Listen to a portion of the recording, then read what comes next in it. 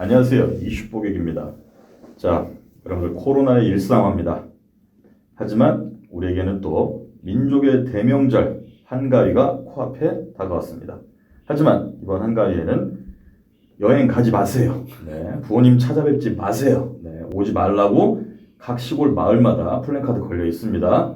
자, 일단 생존해야 됩니다. 근데 이미 우리는 생존하고 있죠. 더 재밌게 생존하기 위해서 이번 한가위 우리 민족의 대명절을 민족의 역사 속으로 한번 들어가 보겠습니다. 자, 여러분들 한국 영화 중에서 역사를 테마로 한 작품들을 제가 시간 순서별로, 시대 순서별로 조목조목 정리해서 짧게 내용도 담아 드리겠습니다. 그래서 오늘은 그 1탄으로 일단 삼국시대부터 한번 들어가 봅니다. 자, 선사시대를 다룬 작품은 아직은 없습니다. 네. 첫 번째입니다. 645년에 엄청난 전투가 있었습니다. 여러분들 역사 좀 아시는 분들은 벌써 피를 받아야 합니다. 네, 뭐죠? 네, 안시성 전투가 있었죠. 영화 안시성입니다. 자, 역사 관심 없는 분들은 조인성 얼굴이라도 떠올리셔야 됩니다. 자, 이 안시성 전투는요, 고구려의 양만춘 장군이 당태종 이세민 눈깔에 화살을 꽂아버린 전투입니다. 여기서 육회삼케 통쾌 한번 웃어주셔야 됩니다. 네, 여러분 당태종 이세민 그러면요, 이거 보통 인물이 아니에요. 네, 당태종 이세민은요, 비유를 하자면 몽골의 칭기스칸 이상으로 평가받는 인물이고요. 몽골의 칭기스칸은 당대 전 세계를 사실상 평정했던 인물인데, 당태종 이세민은 어떤 인물이냐? 정관정요라는 책에서 정관의 치를 펼쳤다라는 황제로 평가받는 서양의 역사학자들이 가장 뛰어난 정치가, 가장 뛰어난 황제 베스트 5를 뽑을 때 동서양 막론하고 이 당태종 이세민은 항상 이 베스트 5 안에 들어갈 정도로 뛰어난 인물입니다. 자, 우리가 이 안시성 전투에서 정말 기쁜 이유는요, 세계 최고의 영웅 중 한 명인 당태종 이세민을 무찔렀다는 사실인데요. 이 전투가 사실 동아시아의 패권 경쟁에서 당나라의 야욕을 무너뜨리는 데 크게 기여했고요. 안타까운 면은 고구려의 국력이 사실상 쇠퇴하는 기점으로 볼 수도 있어요.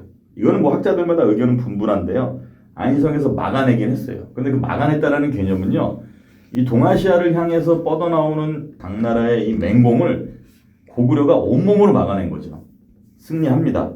하지만 고구려는 삼국통일에 실패하게 되죠. 요인은 여러 가지가 있습니다. 그 얘기는 또 제가 나중에 기회 되면 말씀을 드릴 텐데, 이 영화 얘기 이제 좀만 해볼게요. 이 영화 정말 실감나게 찍었어요. 예. 그리고 우리가 이제 역사 속에서 야사다, 정사다, 논쟁적인 부분들이 있긴 했는데 그것까지 이 영화의 화면 안에 잘 담아냈고요. 이 꽃미남 미소년 배우에서 확실한 성격파 배우 내지는 연기파 배우로 조인성 씨가, 저보다 조금 잘생긴 조인성 씨가 확실히 자리매김하는데 크게 기여한 작품이다. 저는 상당히 감동적으로 봤는데 흥행은 참패까지는 아니고요. 의외로 좀 덜 봤어요.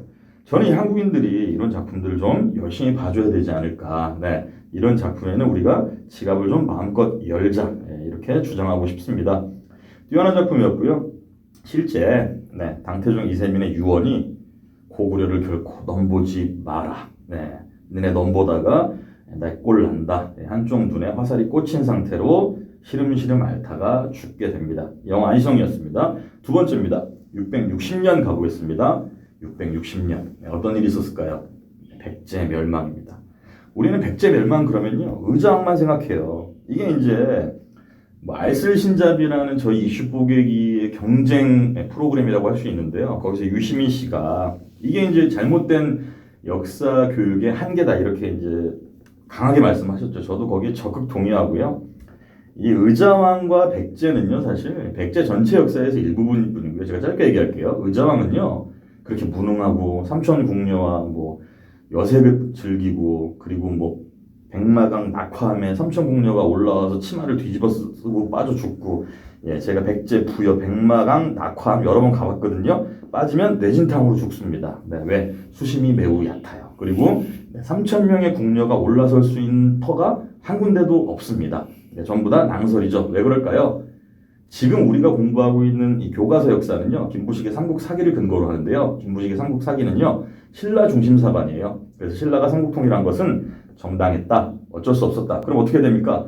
고구려 백제는 망할 수밖에 없었어. 쟤들은 바보였어. 이런 톤으로 가야죠. 그러다 보니까 의자왕은 패배한 국가의 책임자로서 역사의 오욕을 뒤집어 쓴 건데요. 의자왕은요, 그렇게 무능한 인물 아닙니다. 개혁 군주로서 사실상 의자왕 재임기에 신라하고의 전투에서 백제가 깨져본 적이 없습니다. 그래서 중국에서는 의자왕을 해동증자로 부르기도 했고요. 자, 개혁 군주고 뛰어나요. 이런 사람들의 단점, 독선적입니다. 초엘리트주의자입니다. 즉, 기존의 기득권 세력하고의 갈등이 매우 컸고요. 자기 권력을 강화하는 과정에서 기존의 기득권 세력을 다 제거하지 못했고, 그 와중에 나당연합군의 침략이 있었어요. 그래서 백제의 계백 장군이 황산벌에서 5천 결사대를 이끌고 약 2만 나당연합군을 상대로 맞서 싸웁니다. 이 황산벌이라는 영화의 이채로운 면은요, 사투리가 아주 구성지죠. 백제 그럼 뭐 지금으로 따지면 전라도 방언, 신라 그럼 이제 경상도 방언, 뭐 고구려 쪽이라 그러면 우리나라에 남아있는 걸로 따지면 이제 강원도 방언이 되겠는데요. 이 계백 장군 그러면 왠지 근엄하고 멋있고 장렬하고 이런 이미지인데, 아따 징해 분당 게임 막 계백 장군이 이런 전라도 사투리를 날릴 때 관객들이 느끼는 그런 아주 소소한 재미들이 있었어요. 제가 그래서 이 영화도 아주 재밌게 본 영화인데요. 제가 한마디로 이 영화를 여러분들께, 코로나 블루에 시달리는 여러분들께 좀 축약해서 가장 큰 교훈을 전달해 드린다면 정신력에 대한 얘기인데요. 계백이 이런 얘기를 합니다. 일기당천이죠. 병사 너희들 한 명 한 명이 자기 길목을 정확히 지키고만 있다면 너희들이 1000명도 막아낼 수가 있다. 정신력 그만큼 중요하다. 그래서 2만 나당연합군을 상대로 초창기에 앞서 나갑니다. 하지만 나당연합군의 엄청난 이 인력과 그리고 화력에 결국에 밀리게 되죠. 그게 바로 황산벌 전투가 되겠습니다. 여러분들, 삼국시대를 배경으로 한 작품 중에서 제가 마지막으로 뽑은 건요, 평양성입니다. 방금 언급드린 황산벌의 사실상 시리즈 연작이라고 할 수 있는데 역시 이준익 감독님의 작품이고요. 코미디물이에요. 평양성은요 668년입니다. 자, 660년에 백제가 멸망하고 668년에 고구려가 멸망하는데, 고구려가 멸망하는 사실상 마지막 전투가 바로 평양성 전투가 되겠습니다.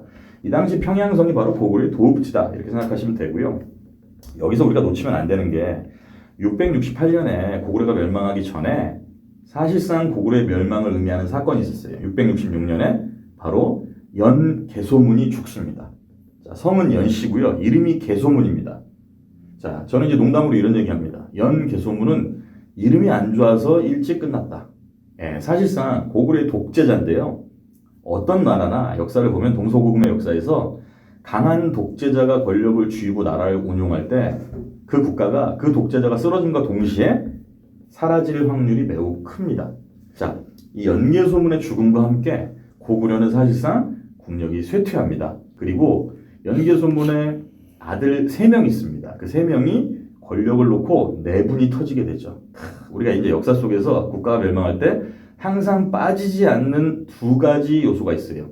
지배층의 내분, 그 다음에 지배층의 향락과 사치와 타락. 고구려, 동아시아의 사실상 제국으로 인식됐던 고구려 역시 이런 내분과 여러 가지 지배층의 모순이 쌓이면서 내적으로 이미 흔들리게 된다는 얘기입니다. 근데 이제 이런 배경들을 이준익 감독은 매우 코믹하게 잘 엮어냈고요. 이준익 감독이 이 작품에서 우리한테 좀 특색 있게 보여준 건요, 신라의 김유신에 대한 묘사가 엄청나게 능구렁이 야심가다라는 톤으로 이제 묘사를 하는데 정확히 본 거예요. 김유신은요 상당히 뛰어난 정치가입니다. 우리 이제 김유신 그럼 무장이나 뭐 장수 이렇게 기억하는데, 김유신은 외교적 지략이 뛰어난 정치가다.